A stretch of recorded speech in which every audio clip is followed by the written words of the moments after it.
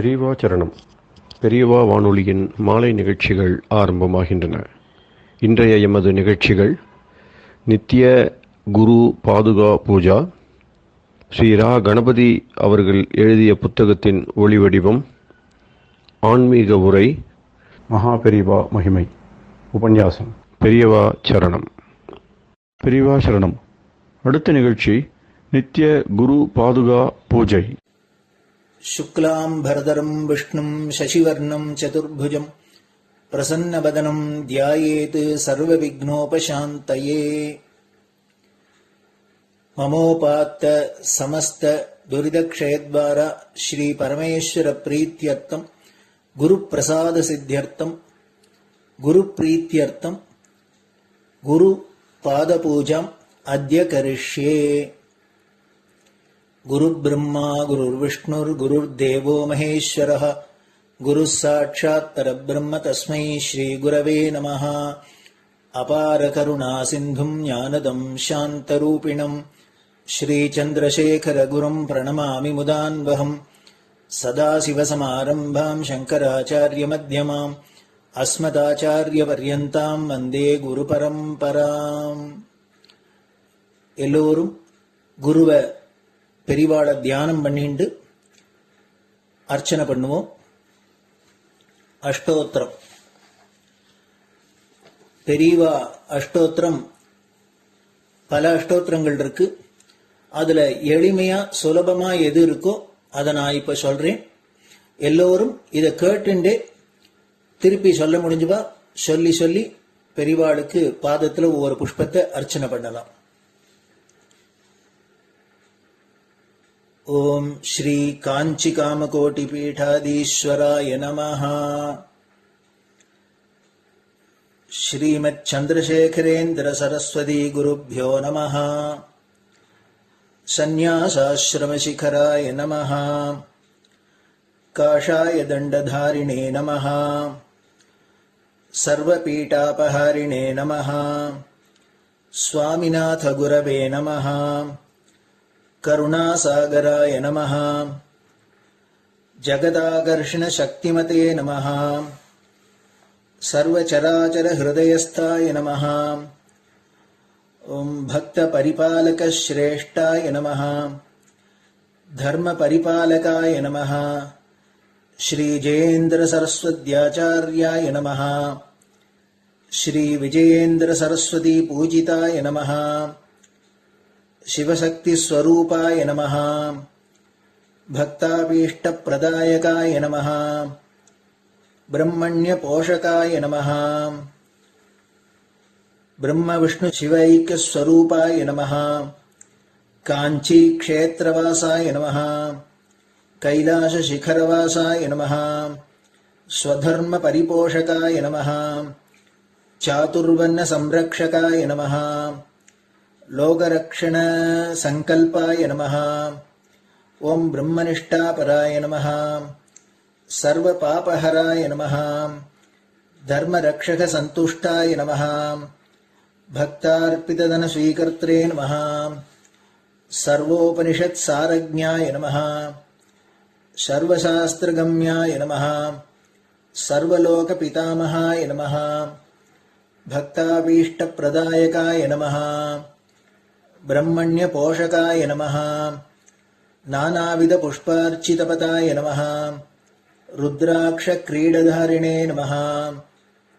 भस्मोद्दोलित विग्रहाय नमः. सर्वज्ञाय नमः. सर्वचराचर व्यापकाय नमः. अनेक शिष्य परिपालकाय नमः. मनश्चाञ्चल्य निवर्तकाय नमः. अभयहस्ताय नमः. भयापहाय नमः. यज्ञपुरुषाय नमः. यज्ञानुष्ठान रुचिप्रदाय नमः. यज्ञसम्पन्नाय नमः. यज्ञसहायकाय नमः. यज्ञफलदाय नमः.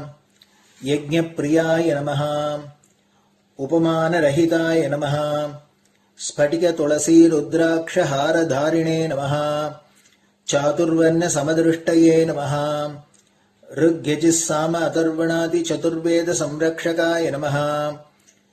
दक्षिणामूर्तिस्वरूपाय नमः जाग्रत् स्वप्न सुषुप्ति अवस्थातीताय नमः कोटिसूर्यतुल्यतेजोमय शरीराय नमः साधुसङ्गसंरक्षकाय नमः अश्वगज गोपूजा निर्वर्तकाय नमः गुरुपादुकपूजातुरन्तराय नमः कनकाभिषिक्ताय नमः स्वर्णबिल्वदलपूजिताय नमः सर्वजीवमोक्षदाय नमः मूकवाक्ताननिपुणाय नमः नेत्रदीक्षादानाय नमः द्वादशलिङ्गस्थापकाय नमः गानरसप्रियाय नमः ब्रह्मज्ञानोपदेशकाय नमः सकलकलासिद्धिताय नमः चातुर्वर्ण्यपूजिताय नमः अनेकभाषासम्भाषण कोविताय नमः अष्टसिद्धिप्रदायकाय नमः ओम श्री शारदामठसुस्थिताय नमः नित्यान्नदानसुप्रीताय नमः प्रार्थनामात्रसुलभाय नमः पादयात्राप्रियाय नमः नानाविधमतपण्डिताय नमः श्रुतिस्मृतिपुराणज्ञाय नमः देवयक्षकिन्नरकिंपुरुषपूज्याय नमः श्रवणानन्दकरकीर्तये नमः दर्शनानन्दाय नमः अद्वैतानन्दभरिताय नमः अव्याजकरुणामूर्तये नमः शैव वैष्णवादिमान्याय नमः श्रीशङ्कराचार्याय नमः दण्डकमण्डलोहस्ताय नमः वीणामृदङ्गसकलवाद्यनाथस्वरूपाय नमः रामकथारसिकाय नमः वेदवेदाङ्ग आगमादिसकलकलासतस्प्रवर्तकाय नमः हृदयगुहाशयाय नमः शतरुद्रीयवर्णितस्वरूपाय नमः केदारेश्वरनाथाय नमः अविद्यानाशकाय नमः निष्कामकर्मोपदेशकाय नमः लघुभक्तिमार्गोपदेशकाय नमः लिङ्गस्वरूपाय नमः सालग्रामसूक्ष्मस्वरूपाय नमः कालड्यां शङ्करकीर्तिस्तम्भनिर्माणकर्त्रे नमः जितेन्द्रियाय नमः शरणागतवत्सलाय नमः श्रीशैलशिखरवासाय नमः डमरुकनादविनोदाय नमः वृषभारूढाय नमः दुर्मदनाशकाय नमः आभिचारिकदोषहर्त्रे नमः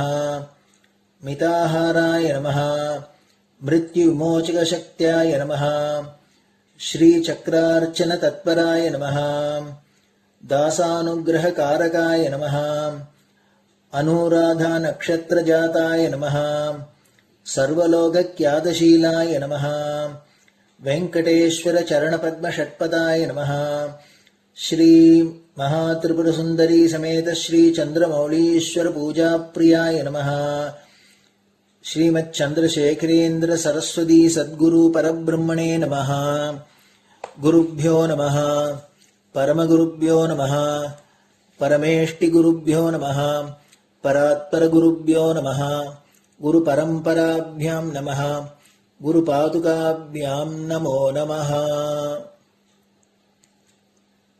அடுத்தது ஊதுபத்தி இருந்தா அதை காமிச்சு தூபம், நெய் தீபம் இருந்தா காமிச்சு அதை நெய் தீபம் தீபம் காமிச்சுட்டு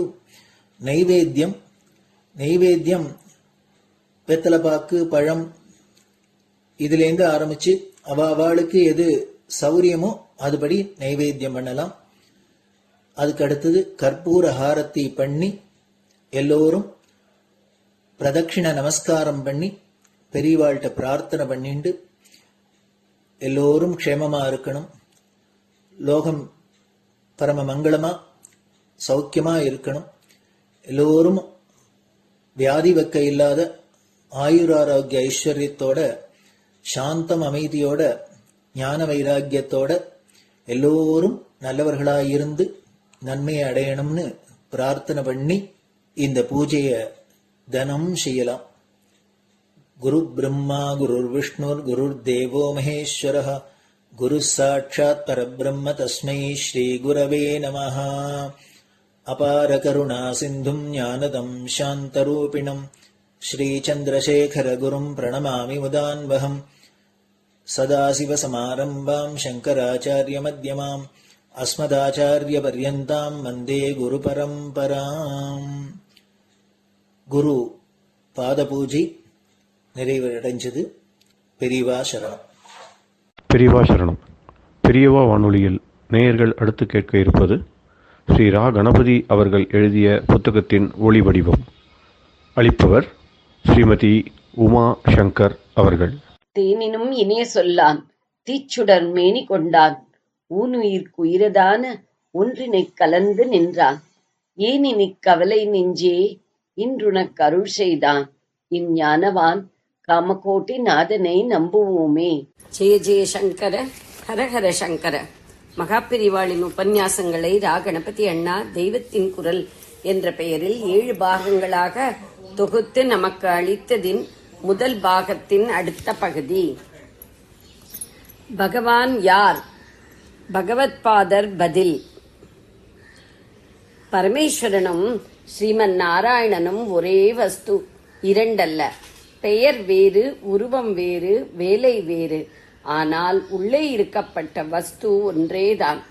ஸ்ரீ சங்கர பகவத் பாதர்களின் அபிப்பிராயம் இதுதான். கேள்வியும் பதிலுமாக பிரஷ்னோத்தர ரத்னமாலிகா என்று அவர் ஒரு கிரந்தம் செய்திருக்கிறார். பிரஷ்னம் கேள்வி. இப்போது அந்த பிரச்சனை இந்த பிரச்சனை என்கிறோமே, பிரச்சனை என்பது பிரஷ்னம் தான். உத்தரம் பதில். பிரஷ்னம் உத்தரம், கேள்வி பதில் இரண்டும் சேர்ந்து பிரஷ்னோத்தரம்.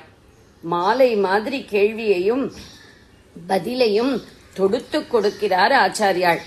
பண்டிதர்களுக்கு இது ரத்னமாலை என்று பிரஷ்னோத்தர ரத்னமாலிகாவை அனுகிரகித்திருக்கிறார். அதில் ஒரு கேள்வி, பகவான் யார்? அதற்கு பதில், சங்கரனாகவும் நாராயணனாகவும் இருக்கிற ஒருவன். சங்கர நாராயணாத்மா ஏகஹா. இதிலிருந்து ஆச்சாரியாள் மனசில் சிவன் விஷ்ணு என்ற பேதபாவம் கொஞ்சம் கூட இல்லை என்றாகிறது. இதே மனோபாவத்தில்தான் அவரது சம்பிரதாயத்தை பின்பற்றும் ஸ்மார்த்தர்கள் எல்லோரும் ஒவ்வொரு காரியத்தையும் பரமேஸ்வர பிரீத்திக்காக என்ற சங்கல்பத்துடன் ஆரம்பித்து முடிவில் கிருஷ்ணார்ப்பணம் என்று பூர்த்தி பண்ணுகிறோம். பரமேஸ்வர பிரீத்தியர்த்தம் என்று தொடங்கி ஜனார்தனகா பிரீத்தியா பிரியாத்தம் என்று முடிக்கிறோம். ஒருத்தன் பிரீத்திக்கு என்று ஆரம்பித்ததை இன்னொருத்தன் பிரீத்திக்கு என்று எப்படி முடிக்க முடியும்? இரண்டும் ஒன்றாகவே இருப்பதால் தான் முடிகிறது. பெயர்தான் வேறு வேறு. தீவிர வைஷ்ணவர்களை கேட்டால் விஷ்ணுதான் கடவுள், சிவன் மற்ற ஜீவராசிகளைப் போல் என்பார்கள். இதே மாதிரி வீரசைவர்களை கேட்டால் சிவன் முழுமுதல் தெய்வம், விஷ்ணு ஜீவகோடியை சேர்ந்தவர்தான் என்பார்கள். இவர்கள் ஒவ்வொருவரது சித்தாந்தப்படியும் சிவன் அல்லது விஷ்ணுதான் எல்லா ஜீவராசிகளின் ஹிருதயத்துக்குள்ளும் அந்தர்யாமியாக இருக்கிறார். இப்படி வைத்துக் கொண்டாலும் ஒன்று சிவன் விஷ்ணுவின் ஹிருதயத்தில் இருக்கிறார், அல்லது விஷ்ணு சிவனின் ஹிருதயத்தில் இருக்கிறார். எப்படி பார்த்தாலும் தங்கள் சுவாமியை ஹிருதயத்தில் வைத்துக் கொண்டிருக்கிற அந்த இன்னொருவரையும் பூஜிக்கத்தானே வேண்டும். சித்தாந்தம் என்று கட்சி பேசாமல் நடுநிலையிலிருந்து பேசக்கூடிய மகா கவிகளான காளிதாசன், பாணன் முதலியவர்களுடைய வாக்கை பார்த்தால் ஒரே வஸ்துதான் பல தேவதைகளாக வந்திருக்கிறது என்று ஸ்பஷ்டமாக தெரியும். ஒரு மூர்த்திதான் உள்ளது, அதுவே 3ஆக பிரிந்தது. இவை ஒன்றுக்கொன்று சமம், ஒன்று உயர்ந்தது மற்றது தாழ்ந்தது என்று இல்லை என்கிறார் காளிதாசன். ஏகைவ மூர்த்திகி பிபதே த்ரிதாசா சாமான்யமேஷாம் பிரதமா வரத்வம். பாணரும் இப்படியே சொல்கிறார். எந்த ஒன்றை ரஜோகுணத்தால் சிருஷ்டி செய்கிற பிரம்மாவாகவும், சத்வகுணத்தால் பரிபாலிக்கிற விஷ்ணுவாகவும், தமோ குணத்தால் பிரளயத்தை உண்டாக்கும் ருத்ரனாகவும் இருக்கிறதோ அந்த பிறப்பற்ற ஒன்றை முத்தொழிலுக்கும் காரணமாக 3 வேத ஸ்வரூபமாக இருக்கிற முக்குண மூலத்தை நமஸ்கரிக்கிறேன் என்கிறார். அதர்வண வேதத்தை நீக்கி ரிக் யஜுர் சாமம் ஆகியவற்றை மட்டும் 3 வேதங்கள் த்ரை என்பர். ரஜோஜூஷி ஜன்மனி சத்வவிருத்தையே ஸ்திதௌ பிராஜானாம் பிரளயே தமகா ஸ்பிருச்சே அஜாய சக்க ஸ்திதிநாசகேதவே த்ரயீமயாய திரிகுணாத்மனே நமகா. ஒரு சித்தாந்தத்தை நிலைநாட்ட வேண்டும் என்ற வீம்பு இல்லாமல் உள்ளதை உள்ளபடி திறந்த மனசோடு பார்க்கிற மகாகவிகள் இருவர் இப்படி சொல்கிறார்கள். பிரம்மா விஷ்ணு சிவன் விஷயத்தில் இவர்கள் சொல்கிற ஐக்கியம் அத்தனை தேவதைகளுக்கும் பொருந்தும். அனுபவ சிகரத்திலிருந்து பேசிய மகான்கள் தங்களுக்கென்று ஓர் இஷ்ட தெய்வம் இருந்தாலும் கூட மற்ற தேவதைகளும் அதுவேதான் என்று தெளிவாக கண்டு கூறியிருக்கிறார்கள். மகேஸ்வரனுக்கும் ஜனார்தனனுக்கும் இடையே வஸ்துபேதம் துளிக்கூட இல்லாவிட்டாலும் என் மனசு என்னவோ சந்திரனை சிரசில் சூடிய சிவபெருமானிடம்தான் விசேஷமாக ஈடுபடுகிறது என்று ஸ்ரீ அப்பைய தீட்சிதர் கூறுகிறார். நான் சைவன்தான், சிவபஞ்சாட்சர ஜபம் செய்கிறவன்தான். இருந்தாலும் காயாம்பூ நிறத்து கோபிகா ரமணனிடமே என் சித்தம் லயிக்கிறது என்கிறார் கிருஷ்ண கர்ணாமிருதத்தில் லீலாசுகர். இஷ்ட தெய்வம் என்று ஒன்று இருக்கலாம், ஆனால் அதுதான் எல்லாமா இருக்கிறது என்பதால் அதுவேதான் மற்ற தெய்வங்களும் ஆகி இருக்கிறது என்ற எண்ணம் இருக்க வேண்டும். ஒன்றை பிடித்துக் கொண்டதற்காக இன்னொன்றை நிந்திக்க கூடாது. விஷ்ணுதான் கடவுள், சிவன் ஒரு ஜீவன், அல்லது சிவன்தான் கடவுள், விஷ்ணு ஒரு ஜீவன் என்றால் கூட ஒரு மூர்த்தியிடம் துவேஷம் பாராட்ட இடமில்லை. ஒருத்தர் சுவாமி இன்னொருத்தர் பக்தர் என்றாலும் பக்தருக்குரிய மரியாதையை செய்யத்தானே வேண்டும். சிவன் விஷ்ணுவுக்கு பக்தன் அல்லது சிவனுக்கு விஷ்ணு பக்தன் என்றே சொல்கிறார்களே தவிர இருவருமே பரஸ்பரம் துவேஷித்துக் கொள்ளும் விரோதிகள் என்று யாரும் சொல்லவில்லையே. அப்படி இருக்க அவர்களில் ஒருவரை நாம் ஏன் துவேஷிக்க வேண்டும்? ஒரு புராணத்தில் சிவன் விஷ்ணுவை நமஸ்கரிக்கிறார், இன்னொரு புராணத்தில் விஷ்ணு சிவனை நமஸ்கரிக்கிறார் என்பதால் இவர்கள் சின்னவர்களாகிவிடவில்லை. சிவனை நமஸ்காரம் பண்ணு என்று சிவனே சொல்லாமல் விஷ்ணு அதை நமக்கு காரியத்தில் உபதேசிக்கிறார். இப்படியே நமக்கு விஷ்ணு பக்தி உண்டாக்கவே சிவன் விஷ்ணுவை பூஜிக்கிறார். ஜனங்களின் விதவிதமான ருஷிக்கு தகுந்த மாதிரி ஒரே பரமாத்மா வேறு வேறு ரூபத்தில் வருகிறார். அவரவருக்கும் தங்கள் இஷ்டமூர்த்தியால் இந்த மூர்த்தியை நமஸ்காரம் பண்ணுகிறார். பகவானை பூஜிக்கிற மாதிரியே பாகவதர்களையும் பூஜிக்க வேண்டும் என்று வைஷ்ணவர்கள் சொல்கிறார்கள். சிவனைப் போலவே சிவனடியாரையும் வழிபட வேண்டும் என்று சைவர்களும் சொல்கிறார்கள். எனவே இவர்களில் ஒருத்தர் இன்னொருத்தரை பூஜை செய்கிறார் என்னும் போது கூட பூஜை செய்பவரையும் நாம் நமஸ்கரிக்கத்தான் வேண்டும். முன்னே சொன்ன பிரஷ்னோத்தர ரத்னமாலிகாவில் இன்னோரிடத்தில் மேலான தெய்வம் பரதேவத்தை எது என்ற கேள்வியை எழுப்பிக் கொண்டு அதற்கும் சித் சக்தி என்று பதில் சொல்கிறார் ஸ்ரீ ஆச்சாரியாள். சித் சக்தி என்பதுதான் பரபிரம்மத்தின் பேரறிவு. அதுதான் அத்தனை தேவதைகளும் ஆயிற்று. அதுவே நமக்கு நல்லறிவு தரும் ஞானாம்பிகை. அந்த ஞானாம்பிகை தான் நமக்கு எல்லா விதமான பேத புத்தியும் போவதற்கு அனுகிரகிக்க வேண்டும். ஜெய ஜெயசங்கர, ஹரஹர சங்கர. பெரியவா சரணம். இந்நிகழ்ச்சியின் அடுத்த பகுதி நாளை மாலை இதே நேரத்தில் ஒளிபரப்பாகும். பெரியவா சரணம். பெரியவா சரணம். பெரியவா வானொலியில் நேயர்கள் அடுத்து கேட்க இருப்பது திரு கவிக்கண்ணன் அவர்களின் ஆன்மீக உரை. பெரியவா சரணம். ராம் ராம். ஸ்ரீ குருப்யோ நமஹ. ஜெய ஜெய சங்கர, ஹர ஹர சங்கர. பெரியவா வானொலி நேயர்கள் அனைவருக்கும், மகா பெரியவாவுடைய பக்தர்கள் அனைவருக்கும் அடியேன் கவிக்கண்ணனின் அன்பு கலந்த நல்வாழ்த்துக்கள். ஜெய ஜெய சங்கர, ஹர ஹர சங்கர. ஸ்ரீ குருப்யோ நமஹ.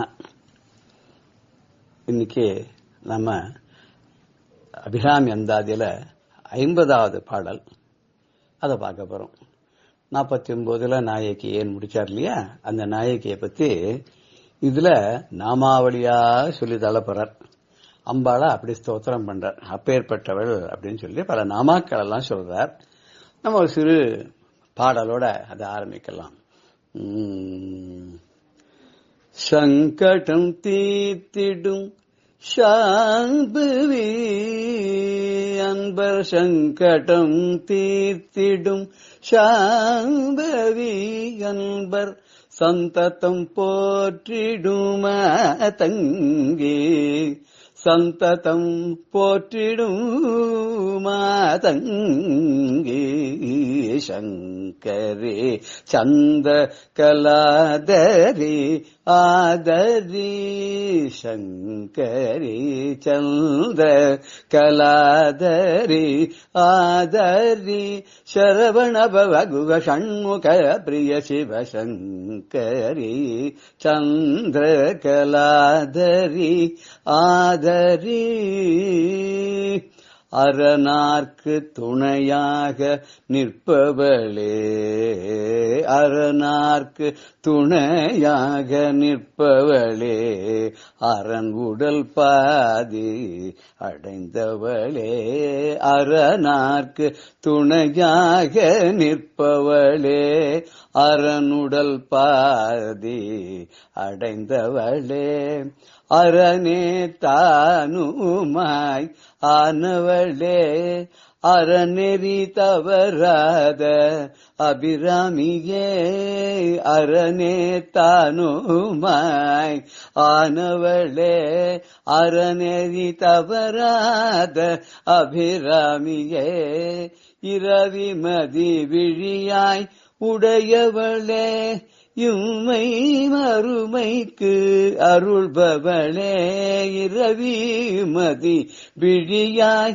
உடையவளே இம்மை மறுமைக்கு அருள்பவளே கருவிலும் திருவாய் இருப்பவளே கடவுர் மேவிய கயல் விழியே கருவிலும் திருவாய் இருப்பவளே கடவுர் மேவிய கயல் விழியே சங்கரி சந்திர கலாதரி ஆதரி சரவண பவகுக ஷண்முக பிரிய சிவசங்கரி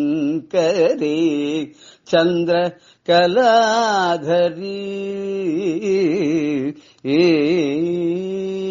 சங்கரியே சங்கரனுடைய ரூபமாகவே இருக்கக்கூடியவளே தன்னுடைய தலையில சந்திர கலையை சூடிக்கொண்டிருப்பவளே சரவண பவனான சண்முகனுக்கு பிரியமான தாயே என்னை நீ ஆதரிக்க வேண்டும். அன்பர்களுடைய சங்கடங்களையாம் தீர்க்கக்கூடிய சாம்பவியே எப்போதும் அவர்களால் போற்றப்படக்கூடிய மாதங்கியாக இருக்கக்கூடிய உமையவளே நீ என்னை ஆதரிக்கணும். நீ எப்போதும் உன்னுடைய துணைவனான பரமேஸ்வரனுக்கு துணையாக நிற்கின்றாய். அவனுடைய உடல்ல பாதியை அடைந்திருக்கிறாய். சில சமயம் அவனே தானாகவும் இருந்து பல செயல்களை நீயே செய்கின்றாய்.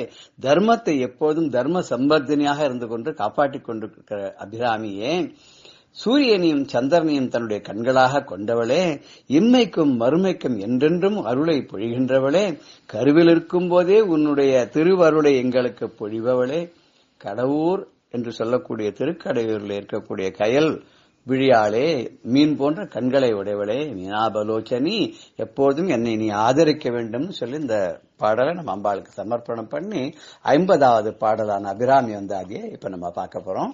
அதுல லலிதா சஹஸ்ரநாமத்திலிருந்து வர நாமாவளிகளையும் நம்ம சேர்த்து அனுபவிக்க போறோம். நாயகி நான்முகி நாராயணி நளின பஞ்சசாயகே நாராயணி நாயகி நான்முகி நாராயணி கை நளின பஞ்சசாயகி சாம்பவி சங்கரி ஷாமளை சாதி நச்சுவாயகி மாலினி வாராயி சூலினி மாதங்கி சங்கரி ஷாமளை சாதி நச்சுவாயகி மாலினி வாராகி சூலினி மாதங்கி என்று ஆய கியாதி உடையாள் சரணம் அரண் நமக்கே. நாயகி நான்முகி நாராயணி கை நளின பஞ்சசாயகி சாம்பவி சங்கரி ஷாமளை ஷாதி நச்சுவாய் அகிமாலினி வாராகி சூலினி மாதங்கி என்று ஆய கியாதி உடையாள் சரணம் அரண் நமக்கே. கிட்டத்தட்ட 12 நாமாவளிகள் இதில் யூஸ் பண்ணிருக்கார். ரொம்ப அருமையான ஒரு பாடல். இந்த பாடலை பாடும்போது ஒரு அஷ்டோத்திரம் சொன்ன ஒரு புண்ணியம் நமக்கு கிடைக்கும். அம்பாளை எப்படி அட்ரஸ் பண்றாருன்னா, இதை நேர அட்ரஸ் பண்ணாத அம்பாள் இப்படிப்பட்டவள் சொல்றார். எப்படிப்பட்டவள் அப்படின்னா, நாயகி. நாயக்கின்னு எல்லாருக்கும் தலைவியாக விளங்கக்கூடியவள், மும்மூர்த்திகளுக்கும் மூத்தவளாக இருந்து தலைவியாக சக்தி ரூபமாக இருந்து அவர்களுக்கு வேண்டிய சக்தியை தான் அளிக்கிறாள். லக்ஷ்மியாகவும் சரஸ்வதியாகவும் பார்வதியாகவும் தானே இருந்து மூவர்க்கும் முதலாக இருந்து சக்தி அளிக்கக்கூடிய நாயகியாக இருக்கின்றாள். அவளேதான் நான்முகி, அவளேதான் நாராயணி, அவளேதான் ருத்ரர். நான்முகின 4 முகங்களை உடையவள். ஒரு முகத்துக்கும் ஒரு வேதம், அந்த வேதத்தை சொல்லும் வாய்களை உடையவளாக பிரம்மாவே தானாக இருக்கிறாள், நான்முகியாக இருக்கிறாள். நாராயணியாக தேவியே விஷ்ணுவாகவும் இருக்கிறாள். நாராயணின விஷ்ணு, விஷ்ணுவாகவும் இவளே இருக்கிறாள். அவளை நான் ஹரி சோதரின்னு கூட சொல்ற வழக்கம் உண்டு. அவ கை நளின பஞ்சசாயகியம். அவளோட கை, அவளுடைய வலது கரத்துல தாமரை முதலான 5 மலர்களை எல்லாம் வச்சு கொண்டிருக்கலாம். 5 மலர் அம்புகளை வச்சு கொண்டிருக்கலாம். பஞ்சசாயகி, அதாவது கையில அம்புகளை தனக்கு சகாயமாக வைத்துக் கொண்டிருக்கிறாள். மலர் அம்புகளாக இருக்கின்றன. அந்த மலர் அம்புகள் என்னென்ன அப்படின்னு சொன்னா, அந்த பஞ்சபாணி. அந்த பஞ்சபாணங்கள் என்னென்ன அப்படின்னு சொன்னாக்க, தாமரை, மாம்பூ, அசோகம், முல்லை, நீலோத்பலம் அப்படின்னு சொல்றார். அந்த அம்பாள் சாம்பவி, சம்புவினுடைய மனைவி சாம்பவி. அவள் தான் சங்கரி. சங்கரி அப்படின்னு சொன்னாக்க ஹிதத்தை செய்வள். சம் கரோதி இது சங்கரஹா. அதே பெண்பாலா வந்தா சங்கரி. சம்ன மங்களத்தை, நன்மையை, இன்பத்தை, வாழ்விலை எல்லா விதமான மங்களங்களையும் தரக்கூடியவளாக இருக்காள். ஷாமளை, கருத்த படர்ந்த பச்சை நிறத்தை உடைய அல்லது ஷாமளா என்று சொல்லக்கூடிய பழுப்பு நிறத்தை உடையவள். சாதி நச்சுவாய் அகி மாலினி. சாதி நச்சு வாய் அகி, அதாவது விஷத்தை எப்போதும் வாயிலே வைத்துக் கொண்டிருக்கக்கூடிய நல்ல பாம்பை மாலையாக தரித்தவள். பரமேஸ்வரன் நல்ல பாம்பு தானே மாலையா போட்டுருக்காள். பரமேஸ்வரனுடைய பாதி உடல்ல இவ்வளவு இருக்கிறதுனால இவ்வளவு அதே மாலையா போட்டுருக்கா. வாராகி அம்பாள் விஷ்ணுனுடைய ஒரு அவதாரமான வராகமூர்த்தி அவதாரம் இல்லையா, அதுல பெண்பாலா வாராகியா அவளே தான் இருக்கா. இதுல சிவசக்தி அபேதம். சிவன் நாராயணன், ஹரி ஹரன் 2 பேரும் ஒண்ணுதான் அப்படின்ற மாதிரி. அப்ப ஹரியே தான் ஹரன், ஹரன் தான் ஹரி. அம்பாளே ஹரியாவும் ஹரனாவும் இருக்காள். அந்த வாராகியாகவும் அவளே இருக்கிறாள். சூலினின்னா கையில சூலத்தை வைத்துக் கொண்டிருக்கிறாள். அவள் என்ன பண்ணா அப்படின்னு சொன்னாக்க, மகிஷாசுரனை வதம் பண்றதுக்கு சூலத்தை எடுத்துன்னு போய் தான் வதம் பண்ணா இல்லையா, அப்பேற்பட்டவளா இருக்காள். மாதங்கி, மதங்கர் அப்படிங்கிற ஒரு முனிவர். அந்த முனிவருடைய வம்சத்துல வந்தவர். முனிவருக்கு பெண்ணாக பிறந்தவள் கூட சொல்றா. இன்னொன்னு மதங்கர்கள் அப்படிங்கிறவா யாருன்னாக்க, அவெல்லாம் ஒரு விதமான பாணர்கள். அவெல்லாம் ரொம்ப ஜாஸ்தி எங்கன்னு கேட்டா யாழ்ப்பாணம் சொல்றா இல்லையா, ஸ்ரீலங்கால அந்த இடத்தை சேர்ந்தவர்கள். அவெல்லாம் பாடுறவா, அம்பாளை பத்தியும் பரமேஸ்வரனை பத்தியும் பாடக்கூடியவர்கள். அவளுடைய அந்த மதங்கர் குலத்துல வந்தவளாக, இதை கூட பின்னாடி ஒரு பாட்டுல கூட சொல்லுவார்கள். இந்த மதங்க குலத்துல வந்தவளாக இருக்கலாம் மாதங்கின்னு பேர். இப்படி ஆய கியாதி உடையாள், இப்படி பலவிதமாக கீர்த்தி உடையவளாக விளங்கக்கூடிய அந்த அம்பாள் இருக்காளே, அந்த அம்பாளுடைய சரணம் பாத கமலங்கள் இருக்கு இல்லையா, அது என்றென்றைக்கும் அரண் நமக்கே, நமக்கு பாதுகாப்பாக இருக்கும். அந்த கோட்டைக்குள்ள கோட்டைக்குள்ள நம்ம பூந்துட்டோம்னு சொன்னா நமக்கு அதுதான் பாதுகாப்பு, அதுதான் அரண், அதுதான் மதில் சுவர்கள், அதுதான் கோட்டை. அந்த கோட்டைக்குள்ள போனா நமக்கு எந்த விதமான பாதிப்பும் ஏற்படாதுன்றத இந்த பாடல் ரொம்ப அழகா சொல்றார். எல்லாருக்கும் எல்லாவற்றிற்கும் தலைவி, 4 முகளை உடையவளாக இருக்கிறாள் நாராயணி. கையில 5 புஷ்ப பானங்களை, தாமரை, மாம்பு, அசோகம், முல்லை, நீலோத்தலங்கக்கூடிய புஷ்ப பானங்களை வச்சுருக்கா.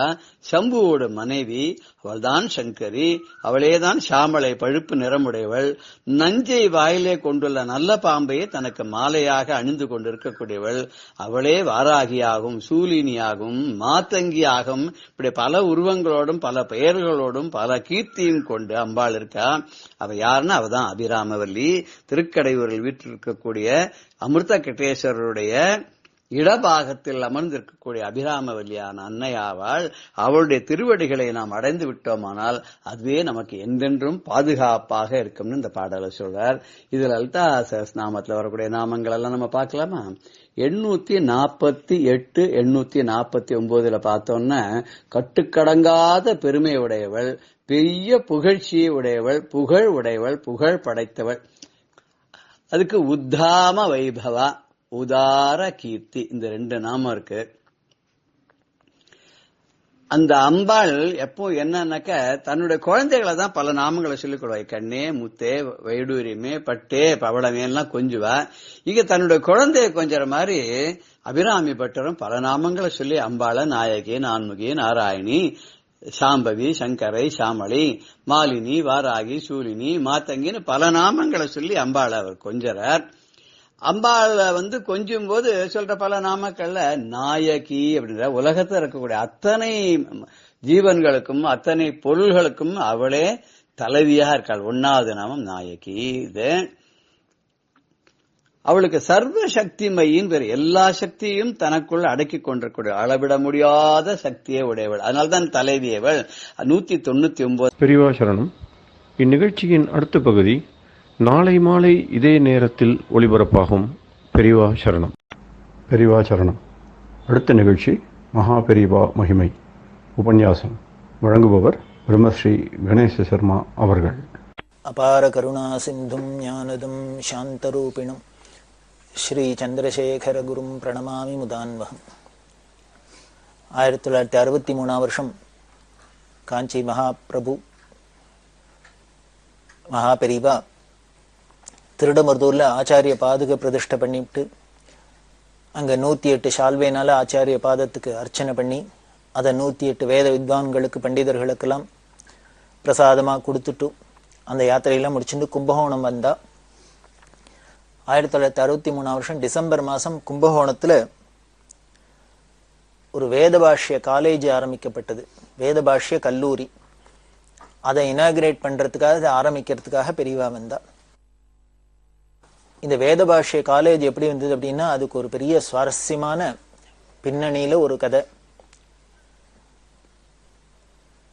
கும்பகோணத்துல வேதம், வேத பாஷ்யம், இந்த சாஸ்திரங்கள்லாம் யாரு வளர்த்தா, அது வளர்றதுக்கு யாரு முக்கிய காரணமா இருந்தா அப்படின்னு பார்த்தாக்க இந்த நிகழ்ச்சியை சொல்ல போறேன். இதை கேட்டு உங்களுக்கு கடைசியில எல்லாருக்குமே ஒரு பெரிய ஆச்சரியமா இருக்கும். இது ஆச்சரியப்பட்டு மட்டும் பிரயோஜனம் இல்லை, இது நமக்கு ஒரு ஊக்கமா இருக்கணும். எப்படி சின்சியரா நம்ம ஒரு காரியத்துல பணியில ஈடுபடுறதே இருக்கணும் அப்படிங்கிறதுக்கு இதெல்லாம் ஒரு முன்னுதாரணமா இருக்க போறது. இதுக்கு முக்கிய காரணமா இருந்தவர் டாக்டர் லக்ஷ்மிகாந்த சர்மா அப்படிங்கிற ஒரு பக்தர். பரம வைதிகர், நித்திய அக்னிஹோத்திரம் எல்லாம் பண்ணியிருந்தவர். கும்பகோணத்துல ராஜா வேத பாடசாலை அப்படின்னு இருக்கு, அதை நிர்வாகம் எல்லாம் பண்ணியிருந்தார். இதெல்லாம் பிற்காலத்துல, அப்போ 1961 63 வருஷம் வரைக்கும் கும்பகோணத்துல ஒரு சப் ஜட்ஜ் இருந்தார். இந்த கோர்ட்ல டிஸ்ட்ரிக்ட் ஜட்ஜு, சப் ஜட்ஜு அதெல்லாம் இருப்பா இல்லையா, அதுல ஒரு சப் ஜட்ஜ் இருந்தார். 1961 63 வருஷம் வரைக்கும் கும்பகோணத்துல சப் ஜட்ஜ் ஒருத்தர் இருந்தார். அவர் ஒரு நாளைக்கு என்ன பண்ணினார், 1961 வருஷம் இந்த வருஷ கடைசியில தன் ஆபீஸ்லேருந்து ஒரு குமாஸ்தாவை அனுப்பிச்சு இந்த லக்ஷ்மிகாந்த சர்மா வீட்டுல போய் அவரை அழிச்சுன்னு வச்சுன்னு தான் பார்க்கணும் அப்படின்னு. பொதுவா இந்த லக்ஷ்மிகாந்த சர்மா அவரோட அனுஷ்டானம் உண்டு, அது உண்டு, அப்படி இருப்பதே வழிய இந்த வெளியில போய் அவளை பார்த்து இந்த பொது காரியங்கள்ல ஈடுபட்டு அவருக்கு பழக்கம் இல்லை, அதுல அவருக்கு விருப்பமும் இல்லை அப்படின்னு வேணா சொல்லலாம். அப்படி இருந்தவர் ஒரு சப்ஜெக்ட் கூப்பிடுறாரு அப்படின்னு கோர்ட்ல இருந்து கூப்பிட்டா அவருக்கு என்ன ஏதுன்னு புரியல. அவர் எதுக்கு நம்மளை கூப்பிடணும், நமக்கு அவருக்கு என்ன சம்பந்தம் அப்படின்னு இவருக்கு புரியல. இருந்தாலும் ஒரு சப்ஜெக்ட் கூப்பிட்டுருக்கிறதுனால மரியாதை நிமித்தமா போய் பார்க்கணும்னு பார்க்கறதுக்கு போனார். அப்ப போறதே அந்த சப்ஜெக்ட் சொன்னார். இவரை ரொம்ப மரியாதையோட வரவேற்று அவர்கிட்ட ரொம்ப பிரியமா பேசினார். அப்ப சொன்னார், பல சேரிட்டிஸ் இருக்கு, தர்ம ஸ்தாபனம் இருக்கு, அறக்கட்டளைகள்லாம் இருக்கு. இது என்ன பண்ணுவா அப்படின்னா, அப்போ அந்த டிஸ்ட்ரிக்ட் சப்ஜெக்டோட ஆளுகைக்கு உட்பட்டு அவளோட கண்ட்ரோல்ல கும்பகோணத்துல பல ட்ரஸ்ட் இருந்தது. கிட்டத்தட்ட 35 ட்ரஸ்ட் போல இருந்தது. இந்த 35 ட்ரஸ்ட்டுக்கும் ஒரு பொறுப்பு யாருக்குன்னா, இந்த கண்ட்ரோல் யார்கிட்ட இருந்ததுன்னா இந்த ஸ்கீம் ஜட்ஜ் அப்படின்பா, இந்த சப்ஜெக்ட் அவள்கிட்ட இருந்தது. அதை உத்தேசிச்சு தான் இந்த சப்ஜெக்ட் இவரை கூப்பிட்டு அனுப்பிச்சிருக்க லக்ஷ்மிகாந்த சர்மாவை கூப்பிட்டு அப்போ இந்த ட்ரஸ்ட் எல்லாம் பத்தி சொல்லி, பல உத்தமர்கள் பல தனவான்கள்லாம் தங்களோட சொத்து பத்தெல்லாம் இது மாதிரி நல்ல காரியங்கள்லாம் நடக்கணும், தொடர்ந்து நடக்கணும் அப்படிங்கிறதுக்காக இந்த தங்களோட சொத்தையே அர்ப்பணம் பண்ணி இந்த சேரிட்டிஸ் எல்லாம் ஏற்படுத்தி வச்சிருக்கா. அதெல்லாம் காலப்போக்குல பல பேர் அது கைமாறி நிர்வாகத்துல வரத்தே அது முன்ன பின்ன போயிடுது.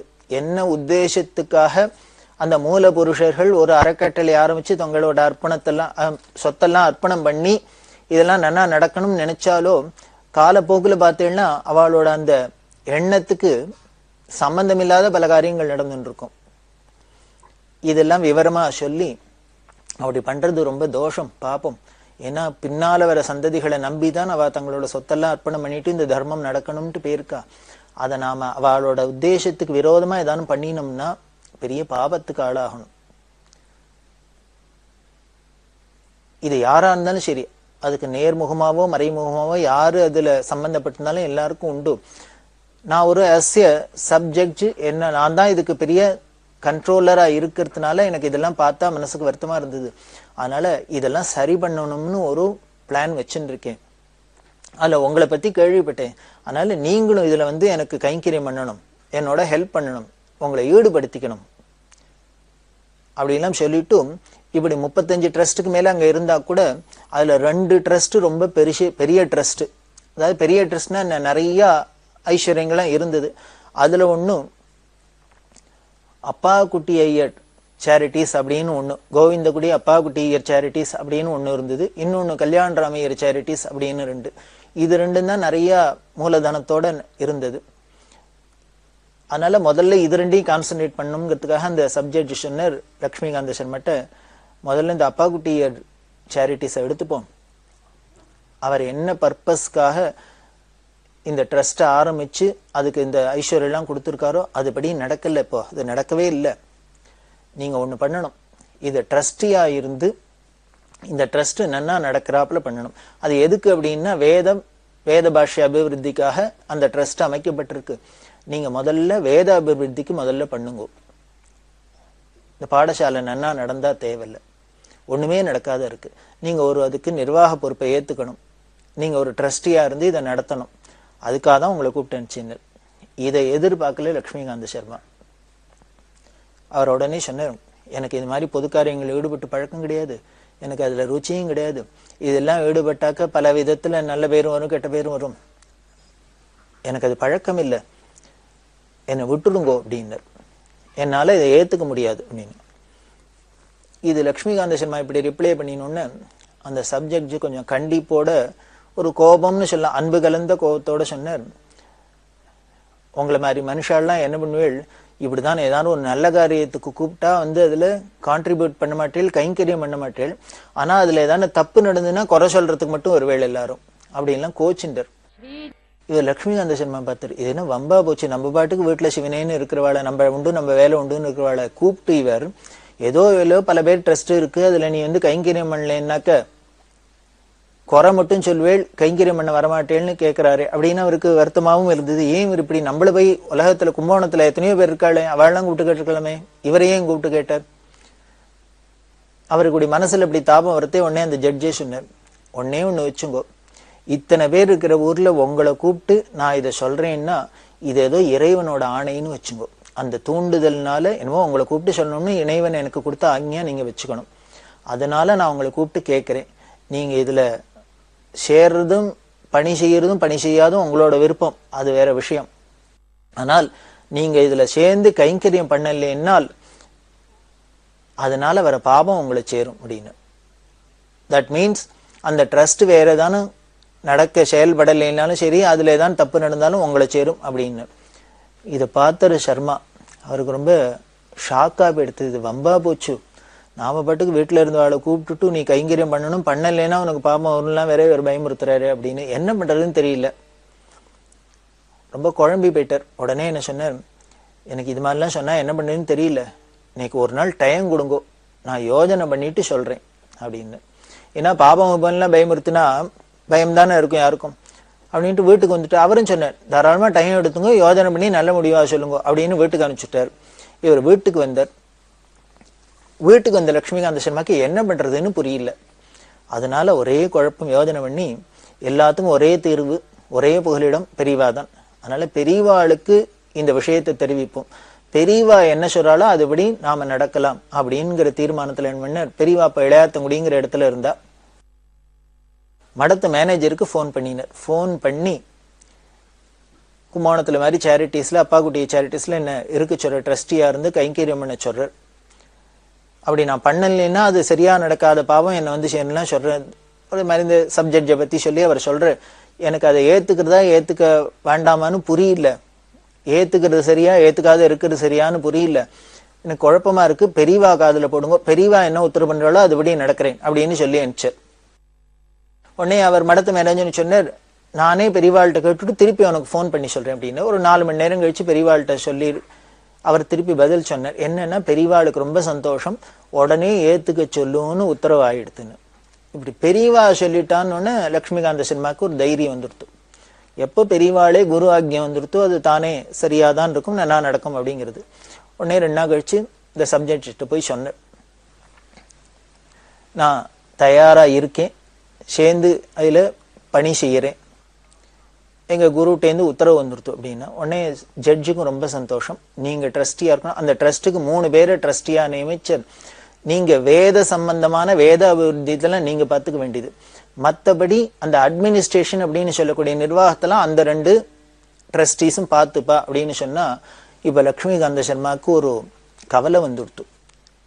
3 பேர் ட்ரஸ்டீஸா இருக்கா, அதுல 2 பேர் அட்மினிஸ்ட்ரேஷன் சைட பார்த்துப்பா, இவர் ஒருத்தர் மட்டும் வேத அபிவிருத்திக்கான ஸ்கீம் என்னன்னோ என்ன காரியங்கள் பண்ணுமோ அதை இவர் பார்த்துக்கணும் அப்படிங்கிற.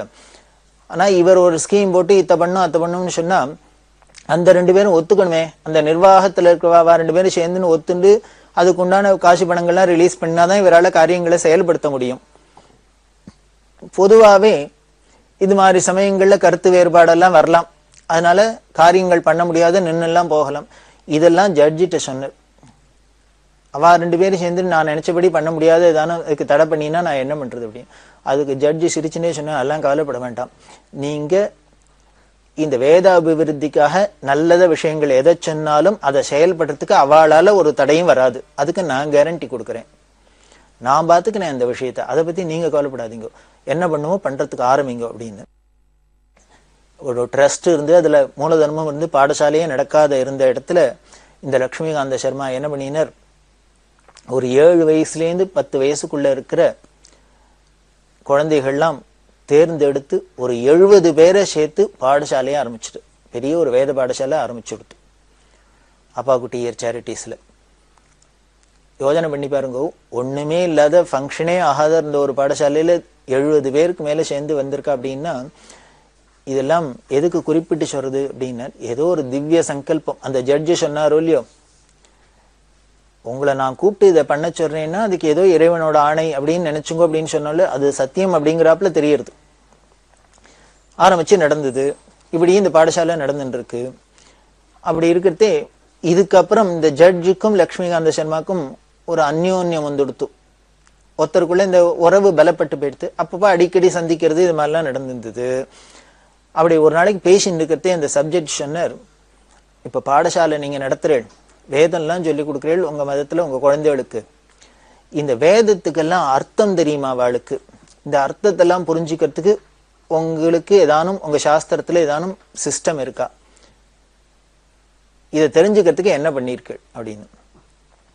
அதுக்கு அந்த ஜட்ஜே சொன்னார். இப்போ ஒரு குறிப்பா ஒரு உதாரணத்துக்கு ஒரு இஸ்லாம் மதத்தை எடுத்துட்டாக்க, அந்த இஸ்லாம் மதத்துக்கு என்ன பண்றான்னா குர்ஆன் சொல்லி தரத்தையே அதோட அர்த்தத்தெல்லாமும் சொல்லித்தர. அது ஒரு வேற ஒரு லாங்குவேஜ்ல இருக்கு, அரபிக் லாங்குவேஜ்ல இருக்கு. அதுல இருக்கிறது எல்லாரும் உலகத்துல இருக்க எல்லாரும் அந்த மதத்தை சேர்ந்தவா தெரிஞ்சுக்கணும் அப்படின்னா அவளோட லாங்குவேஜ்ல மொழியில அதுக்கு அர்த்தத்தெல்லாம் சொல்லணும். அது பாஷ்யம் அப்படிம்போம் நம்ம சனாதன மதத்துல. இப்ப வேதம் அப்படின்னா வேதத்துக்கு அர்த்தத்தை சொல்றது பாஷ்யம். வித்யாரண்யர் அப்படிங்கிற பெரிய மகான் அவர் பண்ணியிருக்கார் சாயன பாஷ்யம் அப்படின்னு. அதுதான் இந்த சப்ஜெக்ட் கேட்டார். அதனால இந்த வேதத்தை சொல்லி தெரியல, அதுக்கு அர்த்தத்தை தெரிஞ்சுனா அதோட பெருமை முழுக்க தெரியும். அதனால இந்த வேத அர்த்தத்தை சொல்லி தரத்துக்கு நீங்க என்ன பண்ணிருக்கீங்க? அது வரைக்கும் வேத பாஷ்யத்துக்குன்னு ஏதோ அவ தனியா படிச்சிருந்திருப்பாளே வழி ஒரு காலேஜோ ஒரு இன்ஸ்டிடியூஷன் மாதிரி ஒரு பாடசாலை மாதிரி பெருசா வச்சுன்னு பண்ணல இல்லைன்னு சொன்னார். அந்த ஜட்ஜே என்ன பண்ணினார், மாயவரத்துக்கு பக்கத்துல நீடூர்னு இருக்கு, அந்த நீடூர்ல அரபிக் காலேஜ்னு ஒண்ணு இருக்கு. அதுல அந்த இஸ்லாம் மதத்துல அவளோட குர்ஆனுக்கு அர்த்தம் செலுத்துறது எல்லாம் நடக்கிறது. இதை அழிச்சுன்னு போய் காமிச்சார். இங்க பாருங்கோ இவ எப்படி பண்றா, அவ மதத்து வேதத்துக்கு அந்த அர்த்தத்தையும் எப்படி சொல்லித்தரா, இத மாதிரி உங்க வேதத்துக்கு பண்ண வேண்டாமா அப்படின்லாம் கேட்டா நிஜமாவே லட்சுமிகாந்த சர்மாவுக்கு ஆச்சரியமா இருந்தது. என்ன இந்த ஜட்ஜிக்கு இவ்வளவு ஒரு ஆர்வமா இருக்காரு அப்படின்ட்டு. இதை பண்ணினா வாஸ்தவம் தான், ஆனா பண்றதுக்கு எப்படி பண்றதுன்னு தெரியல.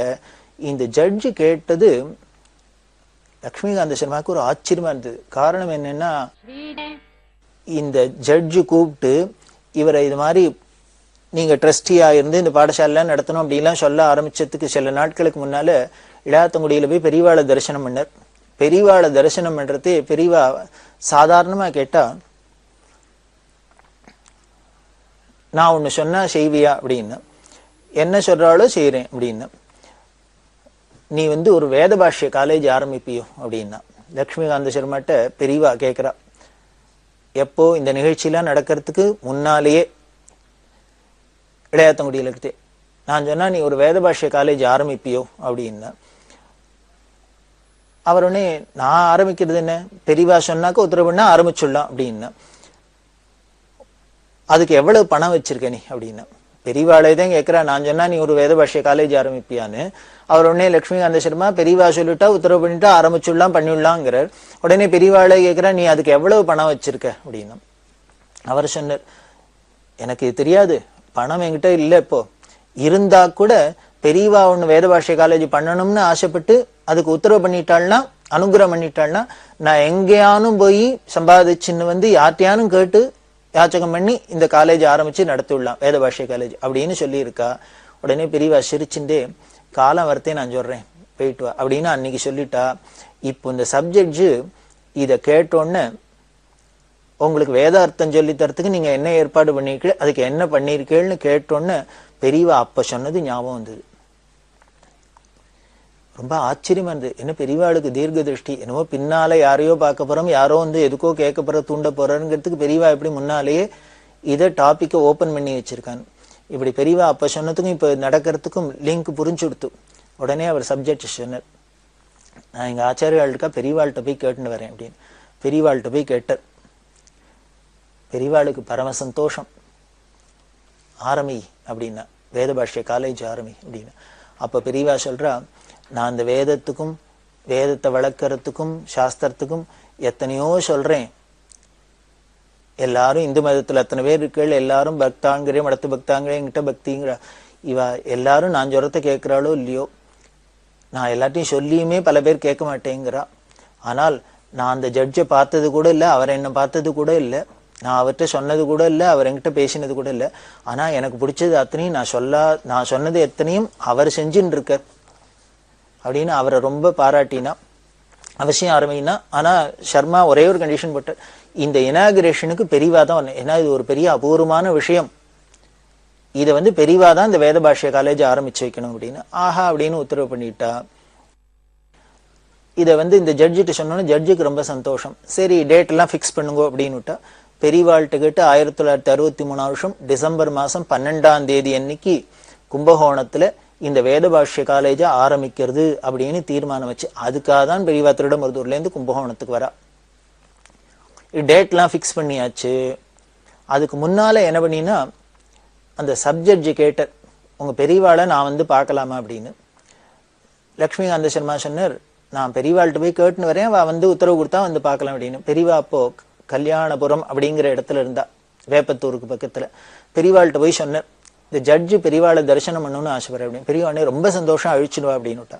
இவர் அழிச்சுன்னு போனா அன்னைக்கு மகா பிரளயமா கொட்டின்னு இருக்கு மழை. அந்த மழையில தான் கார்ல இந்த ஜட்ஜை அழிச்சுன்னு லட்சுமிகாந்த சர்மா போறார். பெரியவா வித்வான்களோட எல்லாரும் பக்தாளோட பேசின்னு இருக்கா.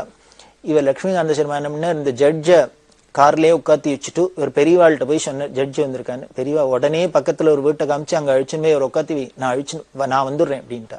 இவர் அங்க போய் உட்காத்தி வைக்க பெரியவா மழையில நினைஞ்சுன்னு குடுகுடுன்னு தானே வந்துட்டா. வந்து அந்த ஜட்ஜை பாக்குறா முதல்ல. அவர் கையை கும்பிட்டு நின்றுட்டே இருந்தார். பெரியவா என்ன பண்ணா, அவளை உறவுகாராளை பத்தி இவாளை பத்தி எல்லாம் விசாரிக்க ஆரம்பிச்சுட்டா. இந்த ஜட்ஜுக்கு ஆச்சரியமா இருந்தது, நாமளே இப்பதான் முதல்ல பாக்குறோம், என்னடான்னு நம்ம பூர்வோத்தரத்தெல்லாம் பெரியவா பேசுறாளே கேட்கிறாளேன்னு. கண்ணால தாரதாரையே தண்ணி கொட்ட ஆரம்பிச்சுடுத்து. அவர்கிட்ட பெரியவா என்ன பண்ணினா, எல்லாத்தையும் விசாரிச்சுட்டு அவர்கிட்ட பதிலாம் வாங்கிட்டு ஒரு பட்டு சால்வையெல்லாம் கொடுத்தா, பிரசாதத்தை கொடுத்தா, எல்லாம் பண்ணி நல்ல காரியம் பண்ணிட்டு க்ஷேமமா இருங்கும் அப்படின்னு அவருக்கு ஆசீர்வாதம் பண்ணினா இவ 2 பேரையும் அனுப்பிச்சுட்டா. இந்த லட்சுமிகாந்த சர்மாவும் ஜட்ஜும் போயிருக்கார். இந்த வேத பாஷ்ய காலேஜை பத்தி இதை பத்தியே ஒண்ணுமே பேசல. அவளுக்கு தரிசனம் கொடுத்து அவளோட பூர்வோத்தரத்தை விசாரிச்சு குடும்பத்தில் அவர்த்த விசாரிச்சுட்டு அனுப்பிச்சுட்டா. வந்துதான் இப்போ டிசம்பர் மாசம் 12ஆம் தேதி கும்பகோணத்துல ஏற்பாடாயிருக்கு. அந்த ஏற்பாடுல பார்த்தா 5000க்கும் மேற்பட்ட ஜனங்கள் கூடியிருந்தா. டவுன் ஹை ஸ்கூல்ல தான் நடந்தது. அந்த ஜட்ஜு வந்திருக்கார், அந்த சப்ஜட்ஜு, அவருக்கு மேல ஜட்ஜு இருப்பளவு டிஸ்ட்ரிக்ட் ஜட்ஜு அவர் நரசிம்மன் அப்படின்னு எல்லாரும் வந்திருக்கா. பெரியவாளும் வந்துட்டா. 5000 பேர் கூடி இருக்கா. பெரியவா என்ன பண்ண, இந்த லட்சுமிகாந்த சர்மா அந்த வரவேற்பு பத்திரத்தை சம்ஸ்கிருதத்துல வாசிச்சு பெரியவாளுக்கு அர்ப்பணம் பண்ணின்னு உடனே பெரியவா சொன்னா, நீ அந்த ஜட்ஜி யாருன்னு இவாளுக்கெல்லாம் இன்ட்ரடியூஸ் பண்ணிவிடு, அவரோட ஜாதியை சொல்லுன்னா. லட்சுமிகாந்த சர்மாவுக்கு தூக்கி ஏற்பட்டு, இத்தனை பெரிய சபையில ஒருத்தரை எப்படி ஜாதி எல்லாம் குறிப்பிட்டு சொல்றது அப்படின்னு. அவருக்கு பெரியவாளோ உத்தரவு பண்றா, அவருக்கு எப்படி சொல்றதுன்னு எம்பராசிங்கா இருக்கு, தர்ம சங்கடமா இருக்கு. பெரியவாளே அதனால இவர் என்ன பண்ணினார், இந்த சப்ஜெக்ட பத்தி ஏதோ 1-2 வார்த்தை சொல்ல ஆரம்பிச்சோடனே பெரிய அதெல்லாம் இருக்கட்டும், நான் ஜனத்தை சொல்லும் அப்படின்னு அவர் சொல்றதுக்கு தயங்கினா பெரியவாளே சொன்னா, அவரோட ஜாதியை சொல்லி இப்படி எல்லாம் கைங்கரியம் பண்ணியிருக்க அப்படின்னு சொல்லிட்டு அன்னைக்கு ஒரு 2 மணி நேரம் அபூர்வமா பொழிஞ்சா. வேதத்தை பத்தியும் சாஸ்திரத்தை பத்தியும் அதோட பாஷ்யத்தை பத்தியும் எல்லாம் பண்ணி, இப்படி நான் சொல்லாதையே என்னை பார்க்காதே எனக்கு பிடிச்ச காரியத்தெல்லாம் பண்ணிட்டு இருக்கார், ஒரு பெரிய தர்மத்தை பண்ணியிருக்கார் அப்படின்லாம் அவரை சொல்லி இந்த காலேஜை ஆரம்பிச்சு வச்சா. எப்போதுமே இதெல்லாம் பார்த்து வருத்தப்படுறதுக்கு அசிங்கப்படுறதுக்கு எல்லாம் உலகத்துல மனுஷான்னு இருப்பாள். அது மாதிரி சில பேர்லாம் சேர்ந்துன்னு என்ன பண்ணிட்டா, இந்த ஜட்ஜை பத்தியும் இந்த லட்சுமிகாந்த சர்மாவை பத்தியும் எல்லாரும் அந்த ஜட்ஜோட மேல் அதிகாரிகளுக்கு அரசாங்கத்துக்குலாம் எழுதி போட்டுட்டா. மொட்டக்கடிதாசெல்லாம் எழுதி போட்டு வார்த்தை பண்றா, இத்த பண்றா, மிஸ்யூஸ் பண்றா அந்த சேரிட்டிஸ், அதெல்லாம் மாதிரி எழுதி போட்டுட்டா. இதனால கேஸுகிஸ் எல்லாம் வர ஆரம்பிச்சுடுத்து. இது லட்சுமிகாந்த சர்மாவுக்கு ரொம்ப வருத்தமா இருந்தது. நாம பாட்டுக்கு சும்மா அந்த ஏதோ நல்ல காரியம் பண்ணணும்னு போக அவரும் நல்லதுக்கு தான் ஆசைப்பட்டு இப்படி கேஸ் எல்லாம் வந்துடுத்தேன்னு. அப்ப அந்த ஜட்ஜு சொன்னேன், நீங்க ஏன் கவலைப்படணும், நான் ஏன் கவலைப்படணும், தர்மம் சத்தியமும் ஜெயிக்கும் எப்பொழுதும். அதனால நீங்க என்ன பண்ணுங்க, எதுவா இருந்தாலும் பெரியவாள்கிட்ட போய் சொல்லுங்க அப்படின்னு.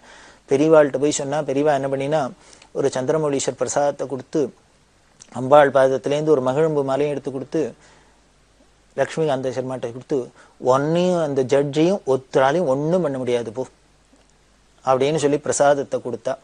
இந்த பிரசாதத்தை வாங்கிக்கிறதே அவர் என்ன நினைச்சுட்டார், இப்படி பெரியவாளோட வாக்கும் இந்த பிரசாதமே போறோம், நம்மளை காப்பாத்துறதுக்கு பெரிய அரணா இருக்கும், கவச்சமா இருக்கும் அப்படின்னு உணர்ச்சி வசப்பட்டு சொல்ல பெரியவா உடனே சிரிச்சுட்டு, இதுக்கு மேல கவச்சமே உனக்கு போடுறேன் அப்படின்ட்டு தான் கழுத்துல போட்டு இந்த மகிழம்பு மாலையும் தூக்கி லட்சுமிகாந்த சர்மாவுக்கு தூக்கி போட்டு காப்பாத்தினா.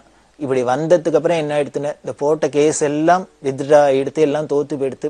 வேடிக்கை என்னன்னு, இப்படி கேஸ் போட்டது போக இப்படி சப்ஜெக்டா இருந்தவர் டிஸ்ட்ரிக்ட் ஜட்ஜா ப்ரமோஷனே கிடைச்சுடுத்தோ அவருக்கு. இதுதான் பெரியவா பண்ணின அனுகிரகம். அப்புறம் பல நாட்களுக்கு அந்த ஜட்ஜு சொல்லிட்டு, பத்தேடா பெரியவா அனுகிரகத்தை பத்தேடா, சத்தியம் எப்படி ஜெயிக்கிறது பாருங்க அப்படின்னு. அதனால எந்த காரியத்தையும் நம்ம மனசு தளரப்படாது. நாம பண்றது தர்ம நியாயமா இருந்ததுன்னா நம்ம பாட்டுக்கு பண்ணிட்டே போனோம், ஈஸ்வரனுங்கும் பின்னாலேயே வரும். இப்படி எல்லாம் இருந்தவர் அந்த ஜட்ஜு. இந்த ஜட்ஜோட பல தரம் போய் பெரியவாளை தரிசனம் பண்ணியிருக்கார். ஒரு தரம் பெரியவா தரிசனத்துக்கு இந்த ஜட்ஜி இல்லாத போறதே லக்ஷ்மிகாந்த சர்மா பெரியவாள்கிட்ட ஒரு குறைய சொன்ன.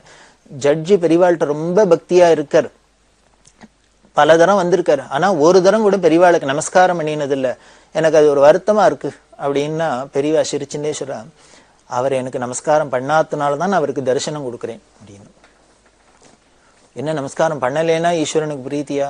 ஏன் இப்படி பெரியவா சொல்றான்னு, காரணம் இப்படி இருந்த இந்த ஜட்ஜி வேதத்துக்கும் வேத பாஷ்யத்துக்கும் இவ்வளவு பெரிய காலேஜ் வந்து நடக்கிறதுக்கு காரணமா இருந்தவர் ஒரு இஸ்லாமிய ஜஸ்டிஸ் கமாலுதீன் அப்படின்னு அவரோட பேர்.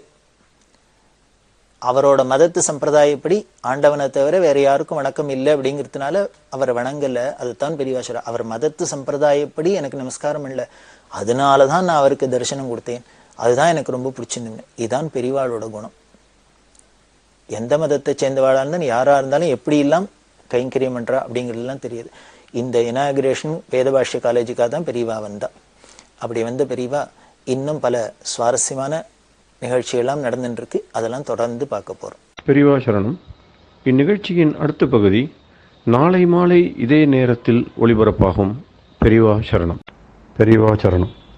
அடுத்த நிகழ்ச்சி திருவாசக இன்னிசை. வழங்குபவர் ஸ்ரீ சத்குருநாத தேசிகர் அவர்கள். பெரியவா சரணம். திருச்சிற்றம்பலம். திருப்பூவல்லி இணையார் திருவடி என் தலைமேல் வைத்தலுமே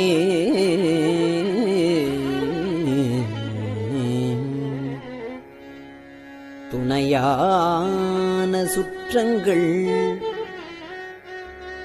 அத்தனையும் துறந்து ஒழிந்தே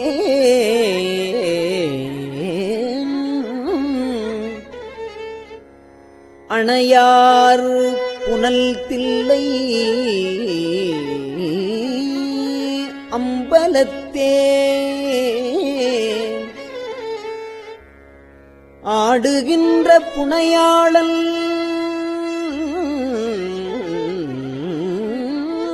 சீர்பாடி அணையார் புனல் தில்லை அம்பலத்தே ஆடுகின்ற புனையாளன் சீர்பாடி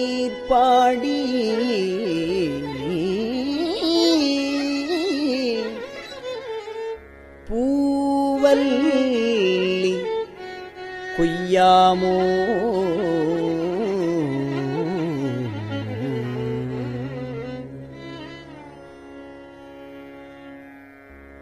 எந்தை என் தாய் சுற்றம் மற்றும் எல்லாம் என்னுடைய பந்தம் அறுத்து என்னை ஆண்டு கொண்ட பாண்டிப்பிரான்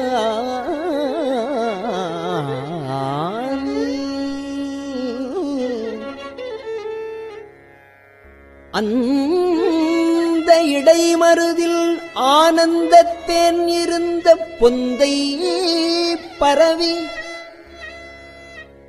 நாம்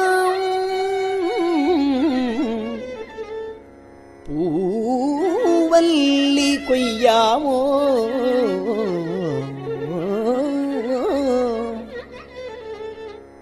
ஞாயிற்கடைப்பட்ட நம்மையும் ஓர் பொருட்படுத்து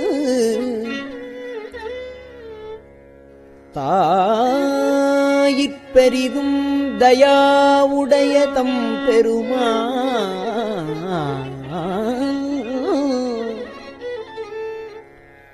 தயாவுடைய தம் பெருமான்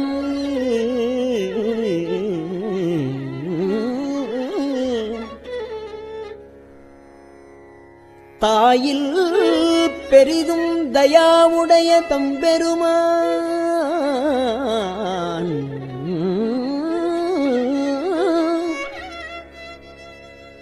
மாயப் பிறப்பறுத்து ஆண்டான் என் வல்வினையின் வாயில் பொடியட்டி பூவல்லி கொய்யாமோ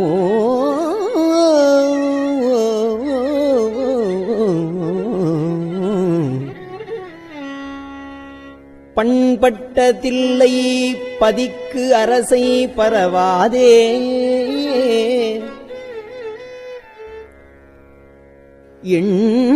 எண்பட்ட தக்கன் அருக்கன் எச்சன் இந்து அனல்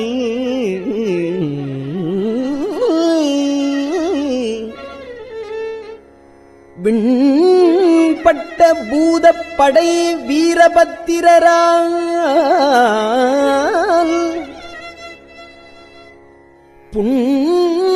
புண்பட்டவா பாடி வீரபத்திரரால் புண்பட்டவா பாடி பூவல்லி கொய்யாமோ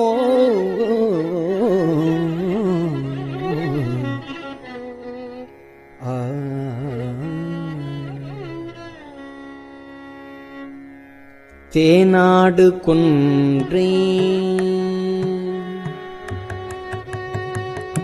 தேன் ஆடு கொன்றை சடைக்கணிந்த சிவபெருமான் தேனாடு கொன்றை சடைக்கணிந்த சிவபெருமான் ஊனாடி நாடி வந்து உள்புகுந்தான் தேனாடு கொன்றை சடைக்கணிந்த சிவபெருமான் ஊனாடி நாடி வந்து உள் புகுந்தான் உலகர் முன்னே நானாடி ஆடி நின்று ஓலமிட நடம் பயிலும் நானாடி ஆடி நின்று ஓலமிட நடம் பயிலும் வானாடர் கோவுக்கே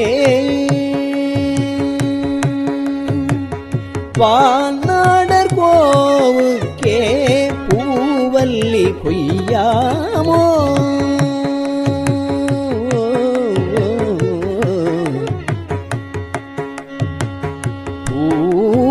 பூவல்லி கொய்யாமோ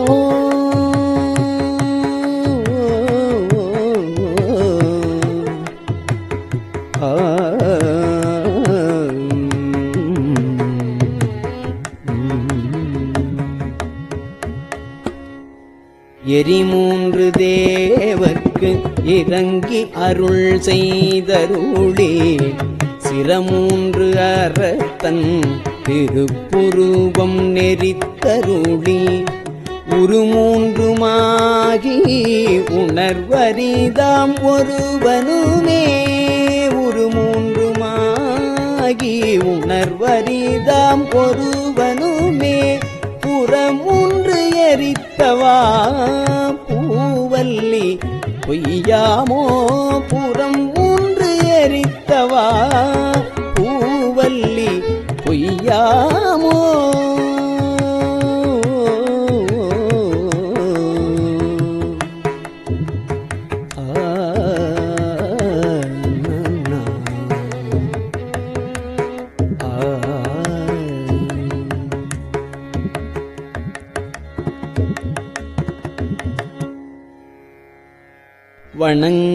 வணங்கத் தலை வைத்து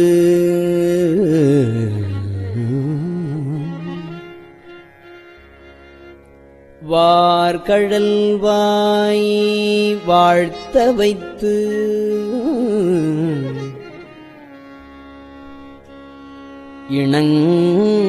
இணங்கத் தன் சீர் அடியார் கூட்டமும் வைத்து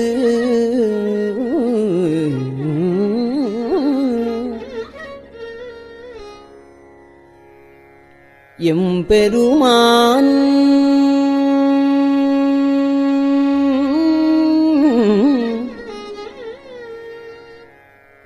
அணங்கொடு அணிதில்லை அம்பலத்தே ஆடுகின்ற குணம் கூறப்பாடி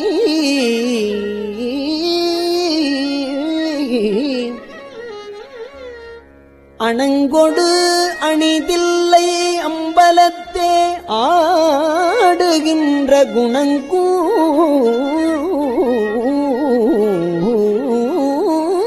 குணங்கூரப்பாடி நாம் பூவல்லி கொய்யாமோ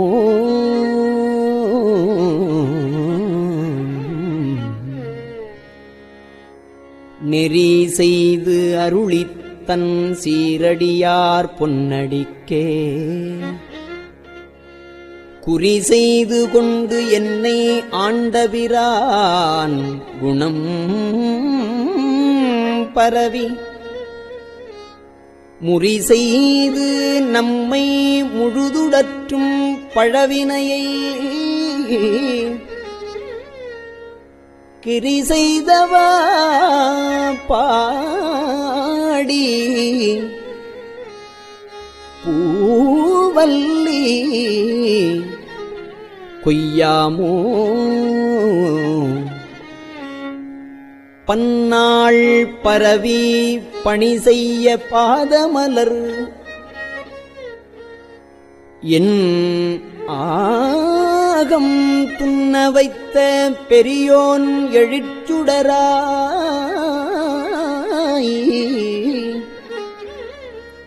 கல்நார் உரித்தன்னை ஆண்டு கொண்டான் கடல் இணைகள்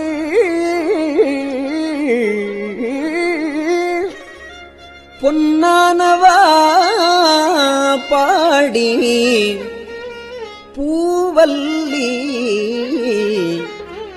கொய்யாமோ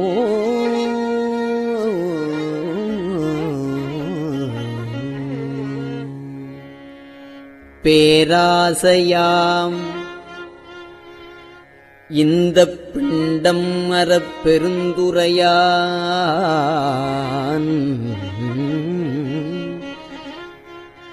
பேராசையாம் இந்த பிண்டம் அறப் பெருந்துரையான்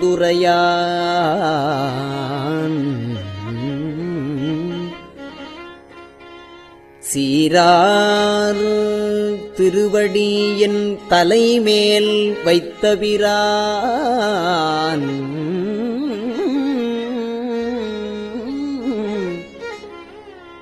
காரார் கடல் நஞ்சை உண்டு உகந்த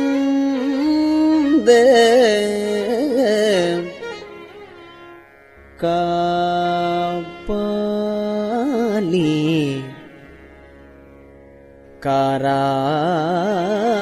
காரார் கடல் நஞ்சை உண்டு உகந்த காபாலி போரார் புறம் பாடி பூவல்லி கொய்யாமோ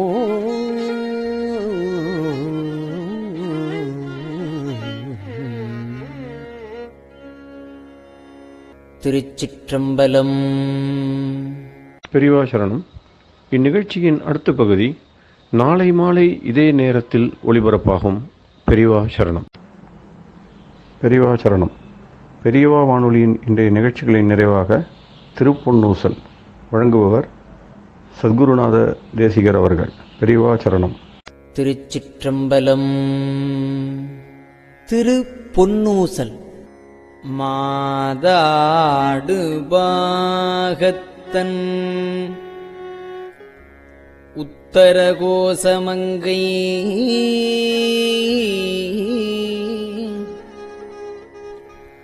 தாதாடு குன்றை சடையான் அடியாருள்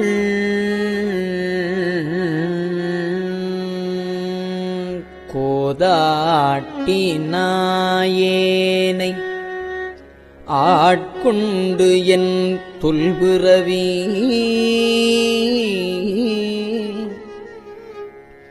தீதோடவண்ணம்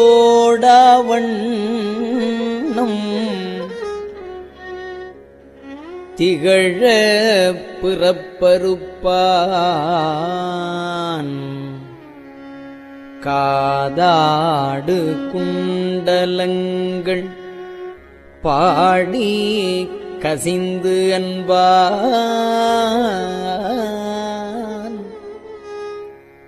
போதாடு பூன்முலையே போதாடு பூன்முலையே பொன்னூசல் ஆடாமோ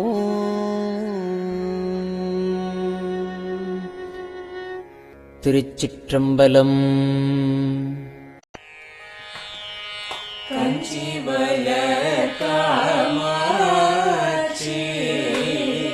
தன் குழந்தாய் சங்கரரே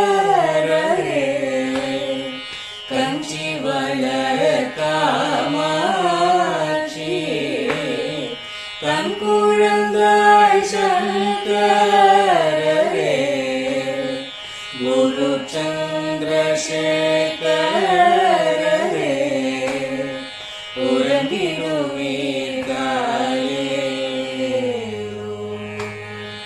உறங்கிடுவீர்களே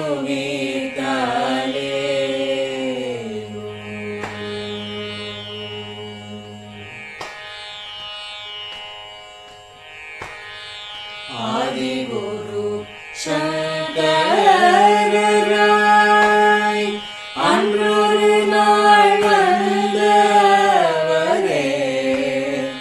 68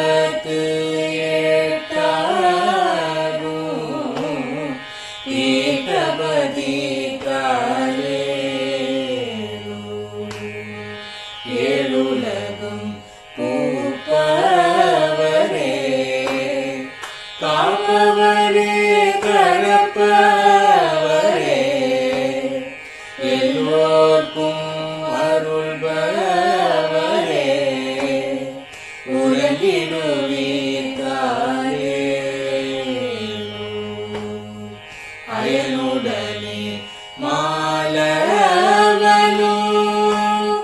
தேடிய பொற்பதத்தவரே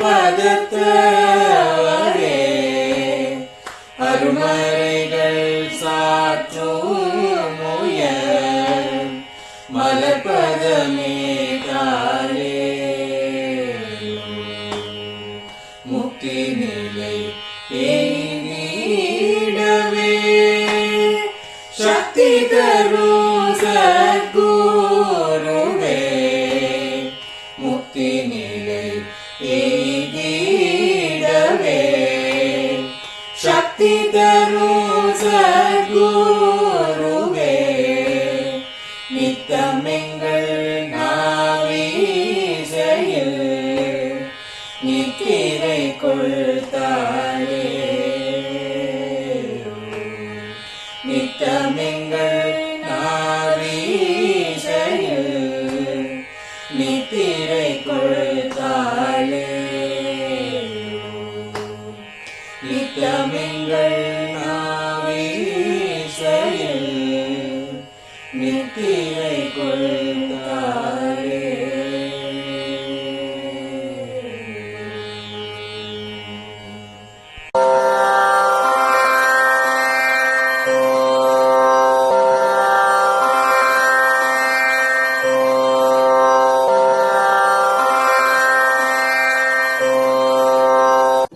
பெரியவா சரணம். பெரியவா வானொலியின் மாலை நிகழ்ச்சிகள் இத்துடன் நிறைவடைகின்றன. எமது அடுத்த ஒளிபரப்பு நாளை காலை இந்திய நேரப்படி 6 மணிக்கு துவங்கும். பெரியவா சரணம்.